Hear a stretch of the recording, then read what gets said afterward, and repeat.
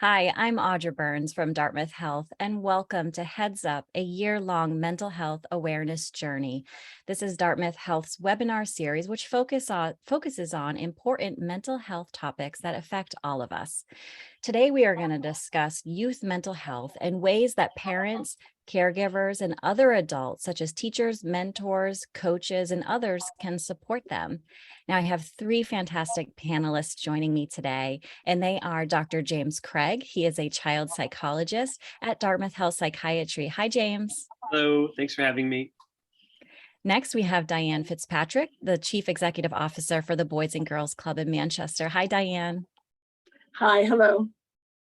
And next we have Dr. Lisa Hayward. She's a prevention coordinator at the Office of Social and Emotional Wellness for the New Hampshire Department of Education. Hi, Lisa. Hello, thank you for having me today. It's great to have all three of you. Now, the goal of this year-long series is to help change the conversation around mental health and to end the stigma that's associated with it. Now, we know it's not always an easy topic, and for young children, adolescents, and teens who are struggling, it can be difficult to recognize that they need help and how and where to turn to it. So, James, let's get right into it with you. And, we've all read, and some of us parents of children who are in schools now really know from experience that the pandemic has raised the level of stress, anxiety, and other mental health issues among young people.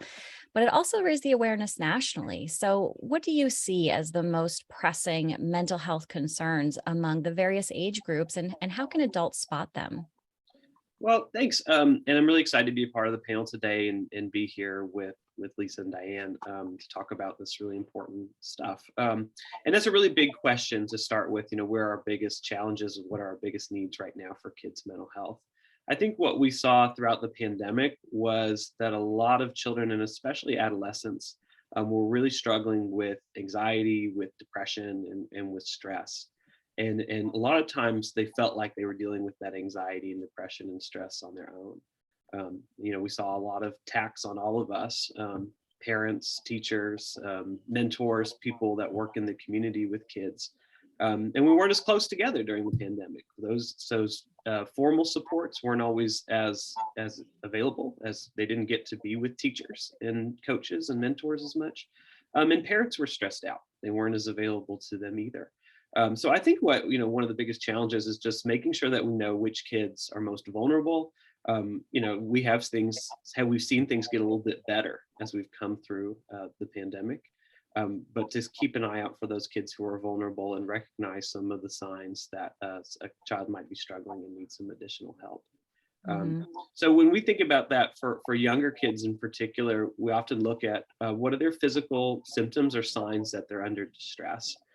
So we're particularly looking for kids that might be having a sudden change in their appetite, a sudden change in their sleep habits, kids who might be visiting the nurse more often or complaining of headaches and stomach aches to adults. And those can be a really good sign that something's wrong, maybe when a kid doesn't have the words to tell you that something's wrong. With teenagers, it's a lot about checking in and making sure that they know that you as an adult have space and that you really do care and that you really are available. So to make sure they know that, you've got some time on your hands, you've got some room in your life to hear about what's going on with them and kind of get through the polite response of I'm fine, and really checking in with those kids about how things are going at home and what stressors they're facing. I think it's great too when adults, especially, those in school and other places, can check in with those kids that we know are most vulnerable, who have more stress at home, who are part of a minority group or an LGBTQ kid, that we might want to just check in on a little bit more often to see how stress and anxiety is going. You bring up such a great point that it can manifest in different ways. You mentioned about how maybe their appetite has changed, or maybe their sleep schedules change, or they're complaining about a stomach ache more often than they normally would, and that those truly could be signs that something deeper is going on. So thank you for us, the viewers, to have a better understanding that it might not necessarily be them acting out or, going in their room all by themselves. It could show up in different ways. So that's really great advice. So thank you for helping us to understand other signs and symptoms. And someone else who's really, connected to a lot is you, Diane. I mean, as the CEO of the Manchester Boys and Girls Club in Manchester, you see, roughly 500 kids a day for before and after school and throughout the summer is my understanding. And so what are some of the innovative ways that your team is helping to support the children, during or if they're experiencing mental health challenges? Well, to Dr. Craig's point, I love the fact that we're seeing improvements. And the way that we're seeing improvements, we're collectively coming together, creating innovative programs. We don't do this alone. So working with Manchester Mental Health, Muskeg Health, working with our local school districts, working with the family. And our biggest goal is to really recognize what our children are going through. Think about 20 years ago, we didn't have cell phones, we didn't have Snapchat, we didn't have all of these elements where children are now measuring themselves against.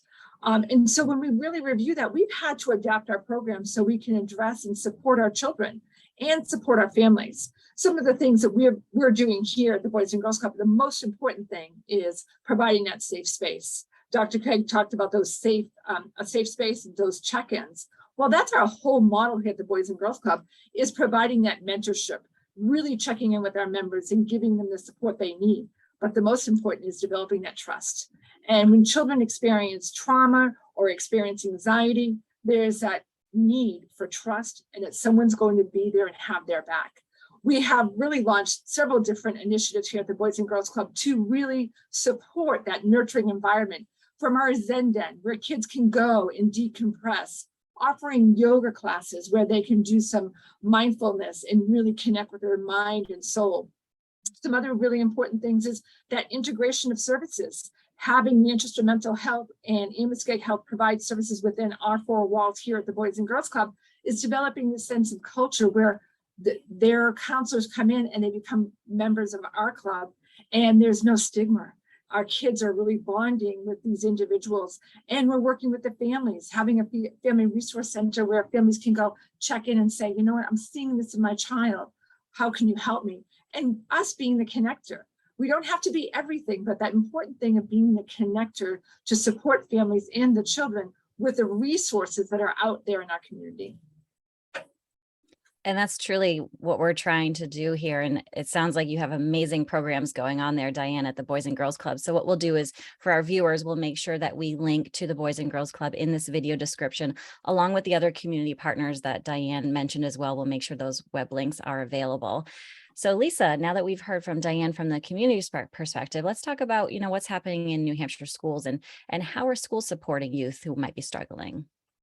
Yeah, thank you for the question. And it's so affirming to hear both James and Diana talk about all of the services that are happening across the state about youth mental health, first aid, about wellness. So educators have long been aware of the intersection of behavioral health, mental health, social emotional wellness, and the impact it has on learning and the students' readiness to learn and their developmental processes in learning. So it's not just about the psychology of it, it's also about the brain biology, the brain health, and the neurobiology. And I think educators in our schools are becoming more and more aware of that and more proactive and responsive to that. Most recently, schools, well, it's not in the past few years, have been working on RSA 135S, which is the System of Care Act for Children's Behavioral Health. And as a result of that, there's been a lot of funding opportunities for schools and for districts, for education, for training, to put systems in place to support student mental health, to be proactive in it. But as we know, and rightfully so, schools have got local control. So we can provide funding for them to be responsive to student learning and student mental health. But it's very much in the local control of the schools, how they actually apply some of the funding that they're eligible for. It sounds like there's so much more that can be done and so many great things that are happening. And I think, what I'm hearing from you is just having parents be aware of the resources that are available and know that we're trying and that there's processes improvements that are happening on a daily basis now that we're openly having these conversations about youth mental health, which, like Diane mentioned, it really wasn't talked about, a few years back, and now we're trying to openly engage more. So thank you for that insight. So now, James, let's turn back to you. When it comes to, children ending up in your office or seeking help, maybe from another mental health professional, their symptoms may have gone maybe unaddressed for a long time. So what are some things that we as parents and caregivers can do to prevent that? And how can they start to earn the trust of children who are struggling and really hear what they're trying to say for us to be a part of their solution? That's a great question. I think we do see that is the norm. Working in mental health, we have a shortage of resources, and people either are not referred to us, kids are not sent to us, or they don't come to us on their own until things have gotten pretty bad and symptoms have progressed to a point where they really need the help of a clinical psychologist or master social worker to help them address some of their symptoms.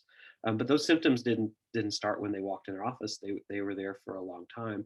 And, we like an ounce of prevention much more than a high resource intervention. And that's, really starts with parents and parents and other helpful adults in that child's life. There's no way to estimate how big an effect an adult can have on a child's life when they're available to them, like both in their hearts and their minds and with their time, to check in with them and spend the time to build that rapport, to do something fun with them, to put their cell phones away and listen, and whatever the kid says, to say, I hear you and I see how you feel that way. I can understand how that might be stressing you out, even if it's not something that really enters into our adult minds of things that stress us out. So I think that's a really important thing, because once a kid's heard and knows that what they say matters, they're going to be open to talking to you about the things that are bothering them, about maybe that they are feeling stressed or depressed. And then how do we help them? Well, just being there for them is a big help. But for parents and other adults to talk about that, it's actually normal to feel stressed and depressed sometimes. It's normal to feel anxious when we don't know what's happening or what's going around us, like we did in the pandemic. And then to focus on modeling, some things that help that adult. Like when I feel this way, I make sure I exercise, or I make sure I call my friend and talk to them, or I make sure I make time to engage in something, not because I have to do it or because it needs to get done, but because it benefits my mental health. And having kids really prioritize that, like your happiness and you're feeling good is an important thing as you grow up. And that as we as adults need to do a good job of making sure we're managing our own stress and modeling for them how we take care of our own mental health. Then maybe we won't need so many kids to come in and see us.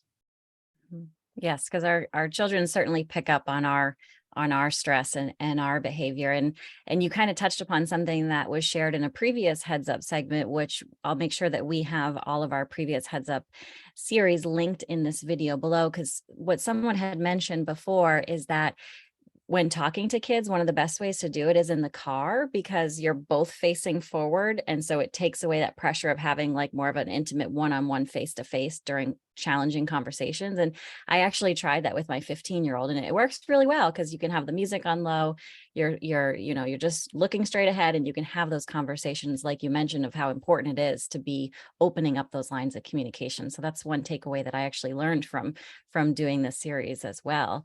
So Diane, we know that there are certain groups that are disproportionately affected by mental illness and emotional struggles, particularly young people who are socially economically disadvantaged or homeless, or racial and ethnic minorities, maybe kids who English is the second language. So all of these come with truly unique challenges. So how does the Boys and Girls Club work with young people of all backgrounds who need the support? That's a great question, Audra. When we think about the Boys and Girls Club, we meet the kids as they walk through our doors. We meet them where they're at. There's no labels. This is accepting of who they are as individuals. When I think of the children that we serve here, they're resilient. Yes, many of them might have experienced homelessness or trauma, but when we really try to focus in the positive light and do a holistic approach to working with our kids, the results are the kids are feeling the confidence is boosting. You're seeing kids feel a sense of belonging. And that's something that's really critical, when they're going to schools and they're transitioning to a program like ourselves, making sure every child knows that they are safe, that there's a sense of belonging, that they know where their next meal is going to come from, that they're loved and respected and they're heard. Dr. Craig talked a little bit about that. That's where you build the trust. And it's really important for us to realize that not one agency, but collectively we can find a good fit for each individual. Having bilingual staff to integrate with and work with our families as well as our children. So we really are trying to come together and help our children navigate these different behaviors or these different traumas or experiences that they've had, and really just get them to a point where the confidence is building and they feel like I'm in a safe environment and that I can be heard. And if I am having a bad day, I know how to utilize my voice to get the help that I need. You mentioned such a great point about the overall theme of a safe space and the importance of a safe space. And I think that, you know, for those who are watching who might not have a Boys and Girls Club in their area, maybe that safe space is their local dance studio or their soccer club, or, you know, an after school program at school. But being able to, as parents and caregivers, to identify that safe space, I think is important. And we'll have some links to other community programs as well in this video description. So Lisa, now let's turn to you, because let's talk about what resources are available for to educators and guidance counselors, and how can parents become involved and utilize the support that's offered at schools? Yeah, in reflection on what Diane just said, schools are working very hard, and educators and teachers really have our children's best interests at heart. You know, nobody works harder than a teacher, I think, not just looking at the students' academic performance, but they want the students to feel safe and loved and welcome and appreciated. So schools, depending on the schools, have got a variety of different systems and programs in place, not just after school, but during school too. I know that many schools have got memorandums of understanding with their local community healthcare providers, with their doctors' offices, with family resource centers that you were talking about. And I think the best thing that schools and parents can do, and caretakers, is to really work with the schools to reach out if you have any questions, to inquire if these structures are in place, if these agreements are in place, and really trust that schools and educators are really aware of the importance of student mental health, and that they've got structures in place and models in place to help the students at all developmental levels. I think that's so important. I think that what you're bringing up is that caregivers and parents who may be watching this right now, they don't have to know what all the support is. They just have to know who to ask for the help, because there is that help available if you just ask those questions, and you can navigate it easier that way. So thank you for highlighting that. So before we wrap up, I really want to talk to all three of you about what's one crucial, important takeaway from this conversation that you want our viewers to take away. So Diane, I'll start with you. Despite all these challenges, if we can do one thing for our children, is give them a sense of belonging and providing a safe place for them to be heard. That's my bit of advice. That's great advice. And Lisa?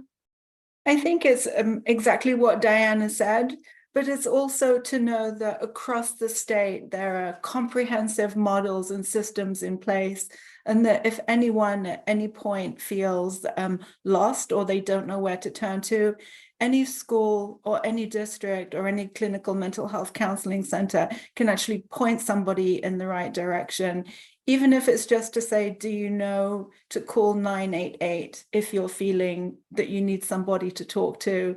But I think the state of New Hampshire, from my perspective anyway, has really worked hard to put supportive systems in place for children and youth.